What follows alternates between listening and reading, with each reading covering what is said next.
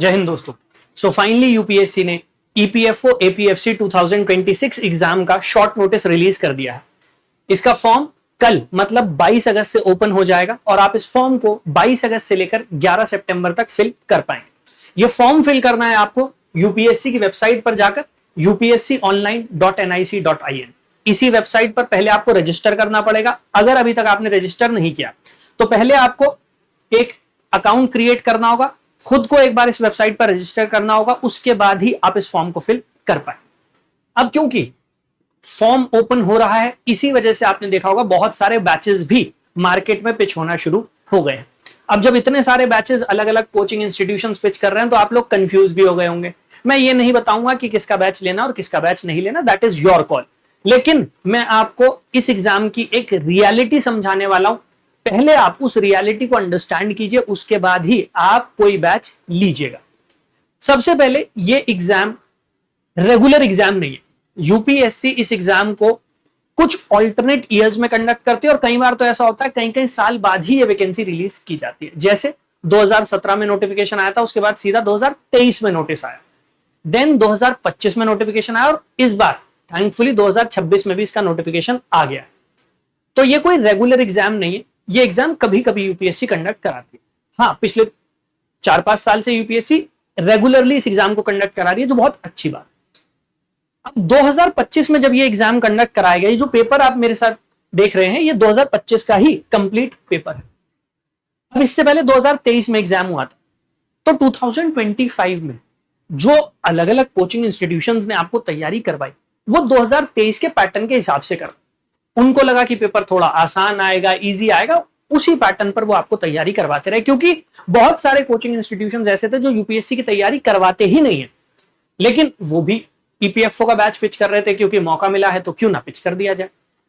लेकिन ये exam conduct करा रही है यूपीएससी और 2025 का ये पेपर आपका देखना इसलिए जरूरी है जिससे आप ये रियलाइज करें कि इस एग्जाम का लेवल क्या होगा। ये कंप्लीट क्वेश्चन पेपर आप मेरी वेबसाइट से जाकर डाउनलोड कर सकते हैं, वहां पर अवेलेबल है। और तैयारी शुरू करने से पहले, किसी भी बैच में इनरोल करने से पहले एक बार खुद इस पेपर को सॉल्व करके देखिए।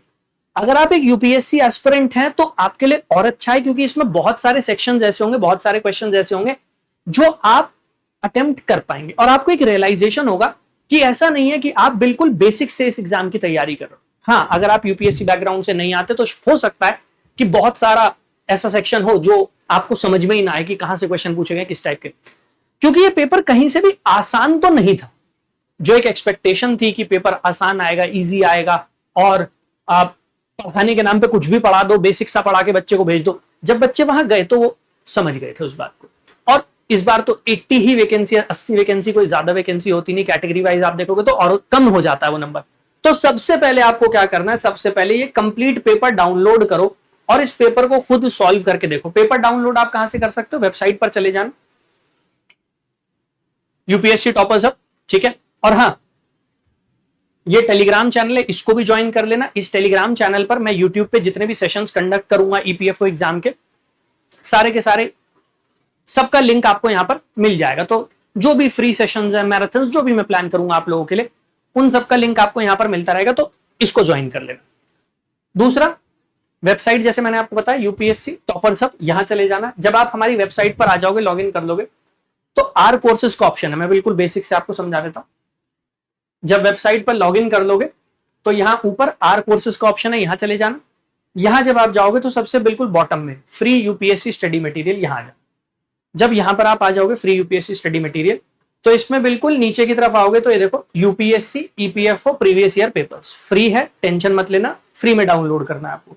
एक्सप्लोर पे चले जाना, एक्सप्लोर पर जाओगे सारे पेपर आपके सामने आ जाएंगे, 2025 का, 2023 का, 2015 का, 2017 का, सारे के सारे, प्लस कंप्लीट सिलेबस वो भी आ जाएगा। आपको सिर्फ क्या करना है, एक अकाउंट क्रिएट कर लेना और उसके बाद यहां पर ऑप्शन आएगा इस बैच को अपने अकाउंट में ऐड करने का। अकाउंट में ऐड कर लेना और डाउनलोड कर लोगे आप पेपर। ये रहा आपका क्वेश्चन पेपर, रीड पर जाओगे, क्वेश्चन पेपर आपके सामने आ जाएगा, यहीं से आप इसे डाउनलोड कर सकते हो। ये रहा डाउनलोड का ऑप्शन, ठीक है। अब ये पेपर आपका सॉल्व करना जरूरी क्यों है, ये रियलाइज करने के लिए कि आप किस एग्जाम की तैयारी कर रहे हैं। मैं कुछ क्वेश्चंस आपको दिखा भी देता हूं। ये देखिए, ऐसा नहीं था कि क्वेश्चंस इजी थे, स्टेटमेंट बेस्ड क्वेश्चंस थे। कुछ क्वेश्चन में एलिमिनेशन लग सकता था, लेकिन ऐसा नहीं है कि सब क्वेश्चन में आप एलिमिनेशन लगा दोगे अगर ऐसे ऑप्शन देख के आपको लग रहा हो कि हाँ एलिमिनेशन लग जाएगा। एक यूपीएससी एस्पिरेंट के लिए फिर भी इजी है, क्योंकि यूपीएससी एस्पिरेंट तैयारी ही इसी चीज की कर रहा है। लेकिन अगर आप यूपीएससी बैकग्राउंड से नहीं आ रहे तो आपके लिए डिफिकल्ट होगा, तो आपको तैयारी फिर उसी लेवल पर जाकर करनी है अगर आप इस एग्जाम को क्रैक करना चाहते हैं। जितने क्वेश्चन आप देखेंगे ना, ज्यादातर आपको ऐसे दिखाई देंगे जो स्टेटमेंट बेस्ड क्वेश्चन। ये कोई एसएससी लेवल का पेपर नहीं था, यूपीएससी का पेपर था, उसी लेवल पर यूपीएससी ने इस पेपर को सेट किया था। हिस्ट्री के क्वेश्चंस है जो भी आप देख रहे हैं, ये आसान नहीं थे।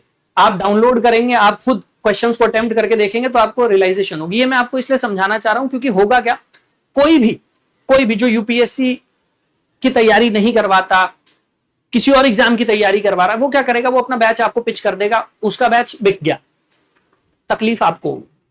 क्योंकि क्या होगा, एक आपका सिलेबस कवर नहीं हो पाएगा, क्योंकि बहुत वास्ट, बहुत एक्सटेंसिव सिलेबस की अगर मैं बात करता हूं ना, तो सिलेबस भी आपको यहां पर मिल जाएगा। जैसा मैंने समझाया, आप डाउनलोड कर सकते हैं सिलेबस को भी, ये रहा। तो जब आप यहां आ जाओगे, ये बॉटम में है डिटेल्ड सिलेबस, ठीक है, ये रहा कंप्लीट सिलेबस है, डाउनलोड कर सकते हो। तो जब आप सिलेबस को ही देखोगे, आप रियलाइज करोगे बहुत एक्सटेंसिव सिलेबस है। तो पहली चीज क्या होगी, ये आपका सिलेबस ही कवर नहीं कराएंगे। जब सिलेबस कवर नहीं होगा तो वैसे ही सिलेक्शन भूल जाओ। दूसरा, जब ये करवाएंगे भी तो क्या करेंगे, ऊपर ऊपर से कुछ भी पढ़ा दिया और दिखा दिया कि हाँ दिखावे के लिए देखो मैंने मॉडर्न हिस्ट्री कवर करा दिया, इन्वायरमेंट कवर करा दिया, एंशिएंट कवर करा दिया, व्हाटसएवर। लेकिन क्या इस लेवल पर जाकर कवरेज हो रहा है? क्योंकि पॉलिटी के क्वेश्चंस, हिस्ट्री के question, for that matter economics के क्वेश्चंस, वो बहुत अच्छे लेवल के क्वेश्चंस थे। मतलब आप ये मान लीजिए यूपीएससी प्रीलिम्स जो होता है उससे एक लेवल ही डाउन था, ज्यादा फर्क रखा नहीं था 2025 के पेपर में। आप अटेम्प्ट करोगे, आपको रियलाइजेशन होगी। इसके बाद अगर आप यूपीएससी बैकग्राउंड से आते हो, तो यूपीएससी बैकग्राउंड से आने वाले जो स्टूडेंट है, आपको क्या करना है ना, आपको पॉलिटी की इतनी टेंशन नहीं लेनी। देखो ऑप्शंस भी आप देख लो, ये पॉलिटी का क्वेश्चन है, दिख रहे हैं आपको ऑप्शंस 1 2 3 4। ये वही पैटर्न है जो 2025 में यूपीएससी प्रीलिम्स एग्जाम में लेकर आई थी। कुछ वैसे ही पैटर्न पर यहां पर भी क्वेश्चंस थे। तो 2026 का यूपीएससी का पैटर्न याद है ना, ईपीएफओ में वही याद रख लेना। इसीलिए मैं आपको समझा रहा हूं कि किसी का कुछ नहीं जाएगा, इट इज यू। आप एग्जाम दे रहे हैं, it is about your career. तो आपको जो डिसीजन लेना वाइजली लेना।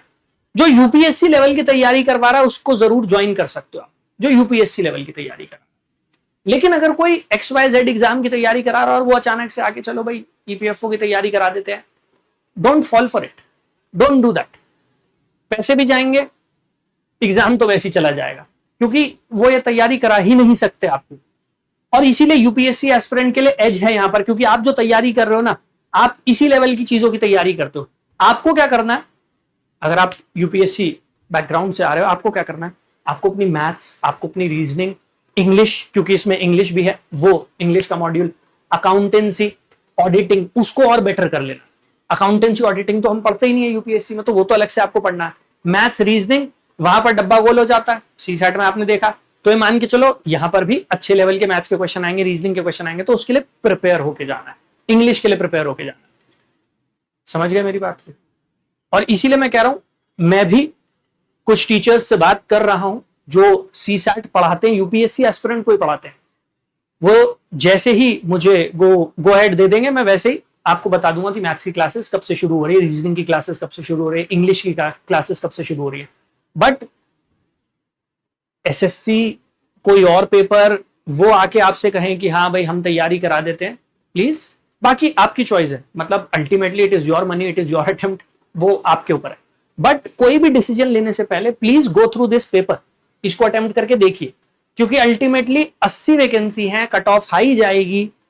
उस कट ऑफ को मीट करना है तो आपकी पॉलिटी भी अच्छी होनी चाहिए, आपकी इकोनॉमी भी अच्छी होनी चाहिए, हिस्ट्री भी अच्छी होनी चाहिए, उसके साथ साथ मैथ्स, रीजनिंग, इंग्लिश का जो मॉड्यूल है वो आपका अच्छा होना चाहिए, एंड देन ऑडिटिंग, अकाउंटेंसी, वो आपका अच्छा होना चाहिए।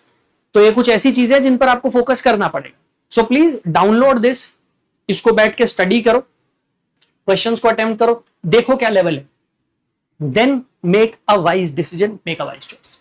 ऑलराइट। और जैसा मैंने बता दिया, टेलीग्राम चैनल पर यहां पर जुड़ जाना। जो भी क्लासेस मैं कंडक्ट कराऊंगा, यूट्यूब पे जो फ्री क्लासेस कंडक्ट कराऊंगा ईपीएफओ एग्जाम के लिए, उन सबका नोटिफिकेशन यहां पर आपको मिलता रहेगा। All right, but don't fall for these quacks जो आपका अटेम्प्ट बर्बाद करवाते।